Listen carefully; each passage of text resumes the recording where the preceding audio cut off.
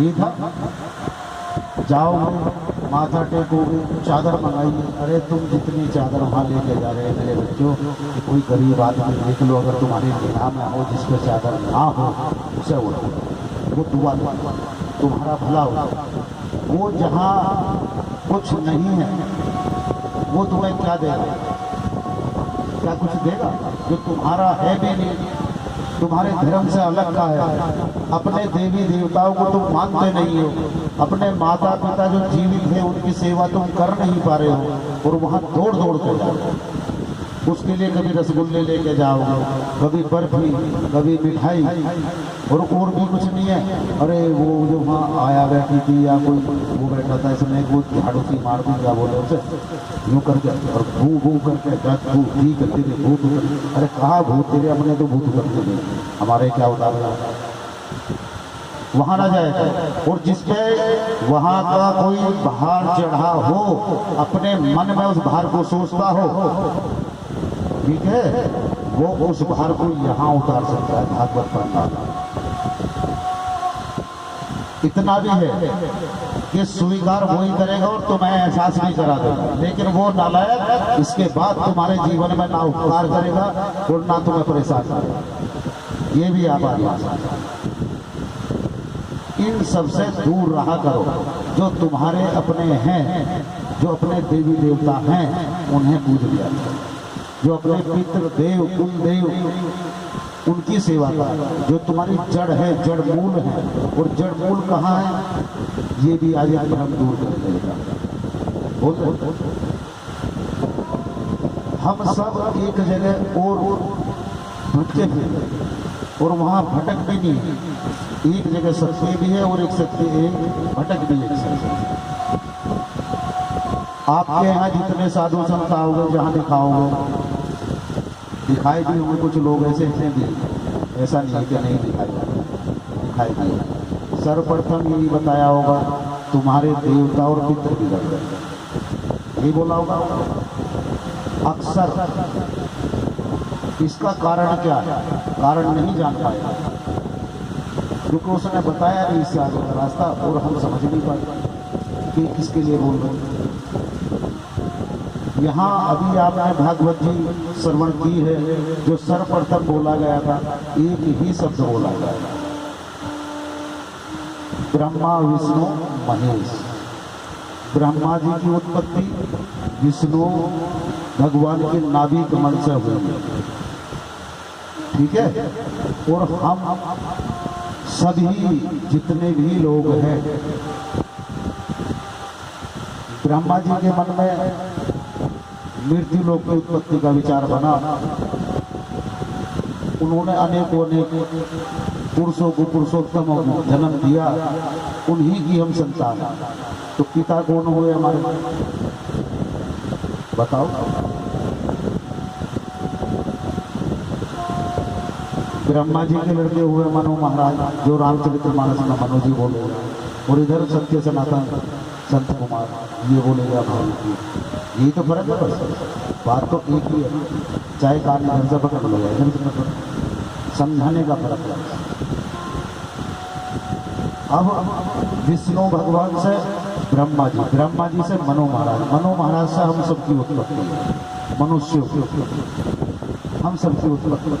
तो सबके जगत पिता कौन हुए? ब्रह्मा, जिन्होंने खुद अपने जो उनकी संतान थे उनसे उत्पत्ति हमारी हुई। और उधर कौन हुए? ब्रह्मा जी से बड़े विष्णु, जिन्होंने स्वयं की उत्पत्ति की। देवता कौन हुआ हमारा? उनके बाद ये सोच लो कि 3 वीडियो का तो वर्णन हम कर देंगे। आपके बाबा होंगे, बाबा के बाद उनका स्वर्गवास होगा, तो फिर पिता के बाद आप आ गए। आपसे जो पहली जड़ है, जो जड़ चेतन है, मूल है, वो कौन है? विष्णु जी, परमपिता परमेश्वर। आप चाहे जिस भी स्वरूप में उनकी सेवा करो, पूजा करो, चाहे भोलेनाथ के लिए करो या ब्रह्मा विष्णु महेश में, आपकी पूजन इच्छा है किसी की भी सेवा कर सकते हो, लेकिन मैन तो वही है ना। वो बिगड़ क्यों रहे हैं, क्यों बताते हैं, वो दोष क्यों आ रहे हैं? क्योंकि हम ना तो सेवा कर पा रहे, ना उनके भक्ति ही बन पा रहे। भगवान की अगर पूजा पाठ नहीं करोगे, तुम्हारे देवता अपने आप बिगड़ गए और पितृ भी। भगवान में मन लगा दो, देवता भी ठीक और पितृ भी ठीक, क्योंकि जड़ चेतन ही मजबूत हो, तो वहीं से सब कुछ सीधे चला रहा। तो कहाँ रहना चाहिए? परमपिता परमेश्वर की शरण में ध्यान वहीं लगाना चाहिए। और इधर उधर ये मजार बाजार बिताइए तो सब बेकार की बात है। तुम पत्नी तो हो, बहन में हो, बहन में गए चले गए, पता चला थोड़ी गर्मी ज़्यादा थी, पसीना ज़्यादा आ गया, तो आज शरीर से आलकस्सा निकल गया, लगा कि आज तो बाबा ने कृपा कर दी। अरे बाबा ने कहाँ कर दी, वो आपने अपने ऊपर ही कृपा कर दी। जो ऐसो आराम छोड़ के आप गए हो, शरीर से पसीना बाहर निकला है, गंद बाहर निकली है, तो आप में थोड़ी सी फुर्ती बनी, एक्टिवता आ गई। वहाँ कुछ नहीं लगा के वहाँ भी बरकत मत रहा। जब तक आपसे कोई भगवान की चर्चा या भगवान का भजन आपको ना दे सके, उसे आप ये समझना ये कुछ नहीं है, सब कुछ बेकार है। वो चाहे भगत जी हो या कोई साधु संत हो, अगर वो आपसे भगवान की चर्चा नहीं कर पा रहा, भगवान का नाम नहीं दे पा रहा है, तो वो लुटेरा है। और वहाँ तुम मृतक पर रुक गए हो। बोलो वृंदावन बिहारी लाल की जय हो। और इधर भगवान ने बोल दिया, योग से भव्य, योग से भव्य मामे एकम शरणम विरजामः। यहाँ बता दिया कि जो मेरा हो जाता है और एक ही देव की भक्ति करता है। क्या सभी को बेटा एक साथ प्यास लगी है? फिर नीचे नहीं बैठा जाए, यहाँ आ जाओ।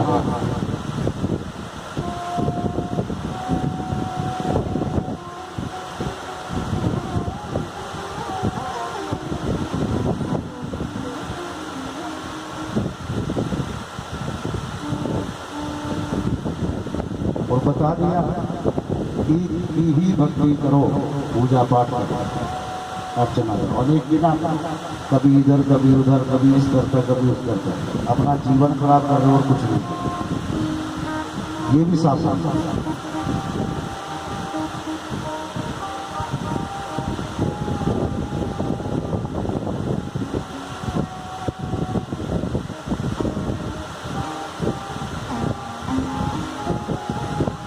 श्री कृष्ण गोविंद हरे मुरारी, हे नाथ नारायण वासुदेव। गोविंद हरे मुरारी, हे नाथ नारायण वासुदेव, हे नाथ नारायण वासुदेव, हे नाथ नारायण श्री कृष्ण गोविंद हरे मुरारी, हे नाथ नारायण वासुदेव, श्री कृष्ण गोविंद हरे मुरारी, हे नाथ नारायण वासुदेव।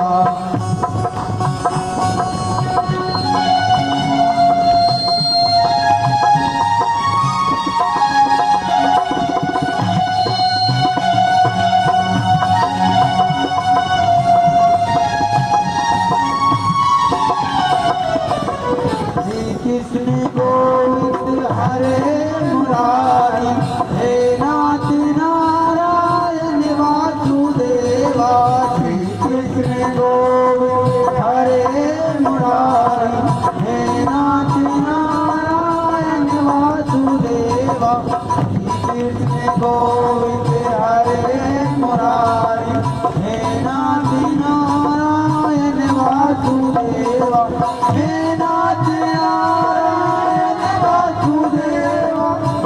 नाथ नारायण वासुदेव श्री कृष्ण गोविंद हरे मुरारी हे नाथ नारायण वासुदेव।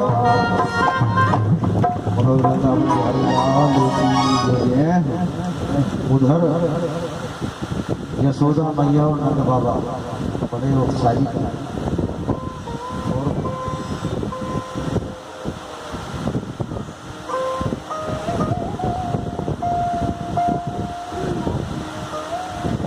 यशोमती मैया ने कहा, यशोदा मैया ने कि नंद जी अब तो दो लल्ला है, इनका नामकरण भी कराना है। नंद बाबा ने कहा ठीक है, आप गुरुदेव की कुटिया में पहुंच जाओ, लेके दोनों का नामकरण करा दो और मैं भी साथ। यशोदा, रोहिणी, नंद बाबा और दोनों बालक गर्गाचार्य जी की कुटिया में गए। गर्गाचार्य जी नंद बाबा के गुरुदेव थे और कहा हाथ जोड़ के विनती की कि गुरुदेव हमारे दो बच्चे हैं, इनका नाम करा, इनका आप भूत भविष्य वर्तमान सब देख लें और देखने के बाद इनका नाम। गर्गाचार्य जी कन्हैया की ओर को जब देखा तो अंदर ही अंदर मन ही मन मुस्कुराए और हाथ जोड़ के विनती जी कहा, हे तो बूढ़े कराए तुम्हारी बड़ी कृपा, जो बाबा तुम्हें गोद में लेके आए ये समझ नहीं पाए कि आप कौन हो। अब कहो तो हम नाम करके कहते हैं आपका, आप नाम दिए बताए। कन्हैया जी फिर मुस्कुराए कि गर्गाचार्य जी आप तो सब जानते हो और बाबा और मैया थोड़े व्याकुल हैं, आप नाम बता, पर असली परिचय मत दे देना, ये भी विनती कर दो। मैं इनके पास बाल रूप में आया हूँ तो मुझे बच्चा ही रहने देना, एकदम से मत बता देना कि मैं कौन हूँ। कहा ठीक है, लेकिन कुछ तो बता दो, नाम बता दो बस, ज़्यादा कुछ ना बता, और चर्चा बता, नहीं तो मैया और बाबा भी भयभीत हो। ठीक है, जो रोहिणी के पुत्र थे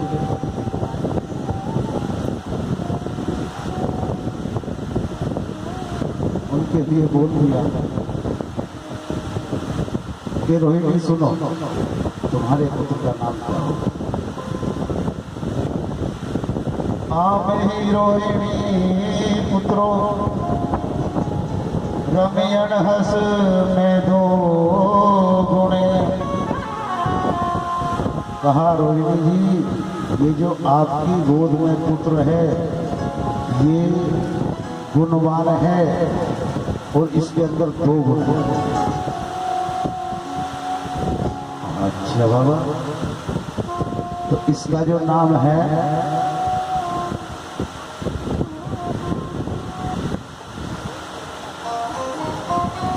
आप रोहिणी नहीं रख सकती, आपका नाम रोहिणी, पर ये सबको सुख देने वाला है और जो सबको सुख देने वाला हो उसका नाम बलराम रखना उचित है।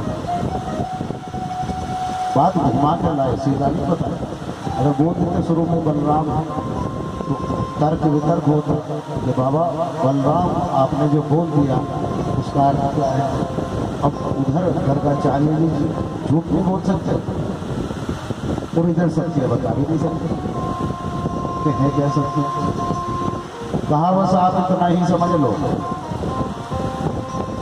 आपके समझने लायक इतना ही पर्याप्त है कि ये बच्चा सभी का कल्याण करेगा, उद्धार करेगा। कहा ठीक है, तो इसका नाम बलराम हो। हाँ ठीक है।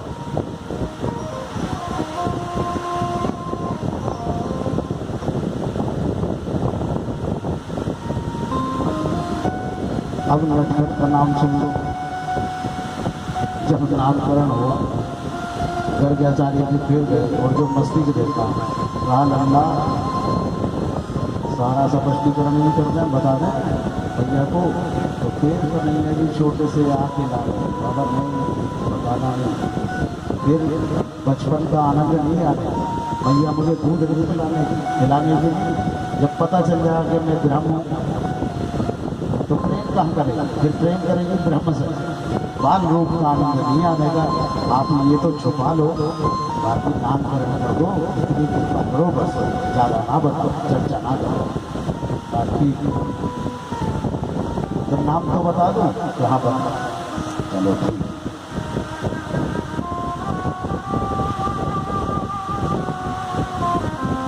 बहुनी संतो नमानि रूपाणि चासु तस्य ते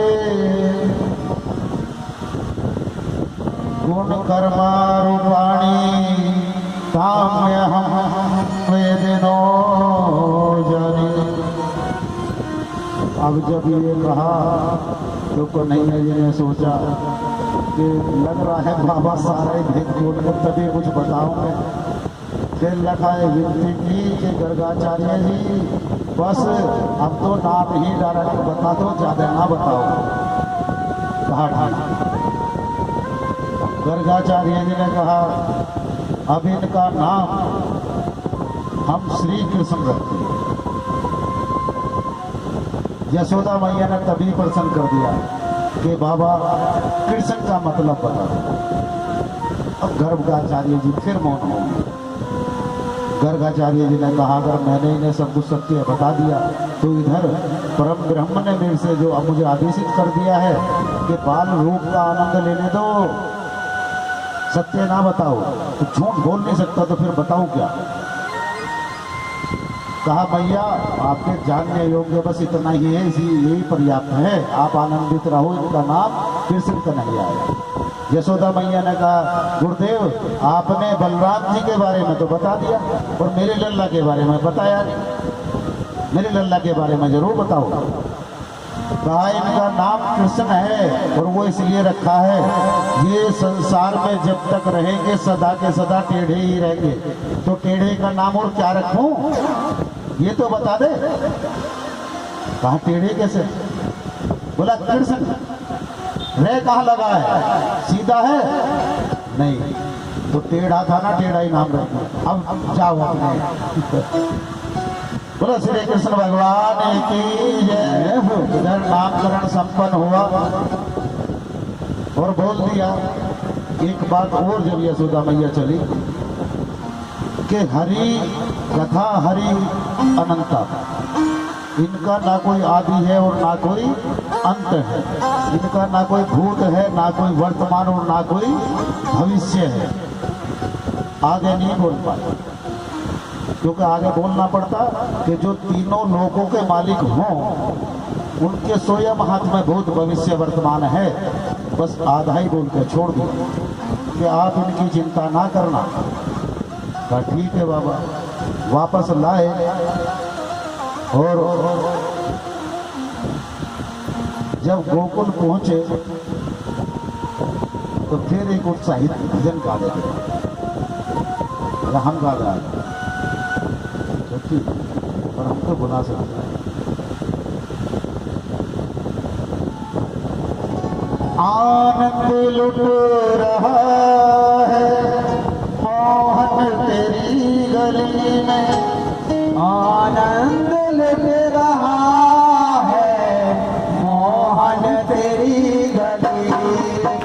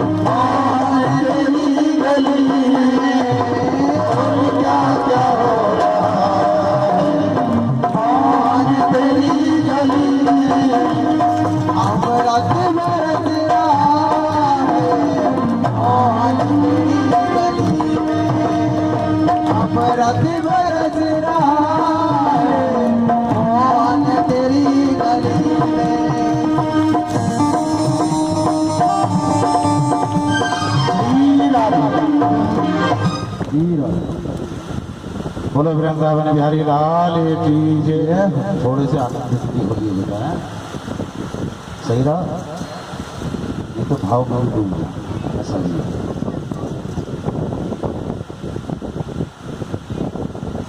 उधर